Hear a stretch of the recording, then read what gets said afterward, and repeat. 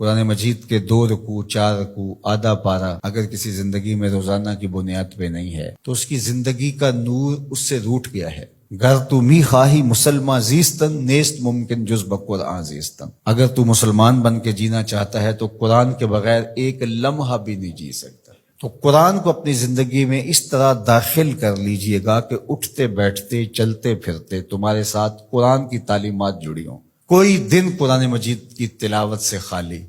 نہ ہو۔ ہمیں اس کی ترغیب دی گئی ہے اور یہ خوش بختی کی علامت ہے کہ تمہارے ساتھ قرآن ہو۔ فرمایا گیا کہ وہ سینہ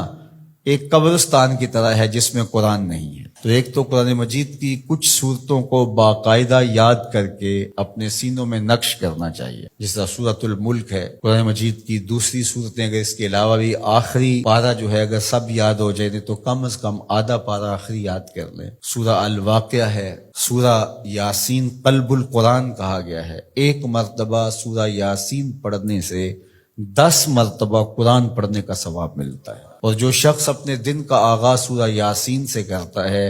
سارا دن وہ اللہ کی امان میں رہتا ہے۔ سورہ حشر کی آخری 3 آیات پڑھنے کی تلقین کی گئی ہے شام سویرے، جو شخص صبح کو پڑھ لیتا ہے سارا دن امان میں رہتا ہے، اور اگر وہ فوت ہو جائے تو زمرہ شہداء میں لکھا جائے گا، اور جو شام کو پڑھ لے ساری رات اللہ کی امان میں رہتا ہے، فرشتے دعائیں کرتے رہتے ہیں، اور اگر وہ فوت ہو جائے تو نام زمرہ شہداء میں لکھ دیا جاتا ہے۔ جمعہ کے دن سورہ کہف پڑھنے کی تلقین کی گئی ہے کہ ہر جمعۃ المبارک کو سورہ کہف کی تلاوت کرو، تو قرآن زندگی میں شامل کیا جائے، یہ بدبختی سے بچاتا ہے، قبر میں روشنی لاتا ہے، اجالے لاتا ہے، اور سورہ کہف پڑھنے والے کی قبر میں روشنی ہوں گی، یہ قبر میں روشنی لے کے جائے گی۔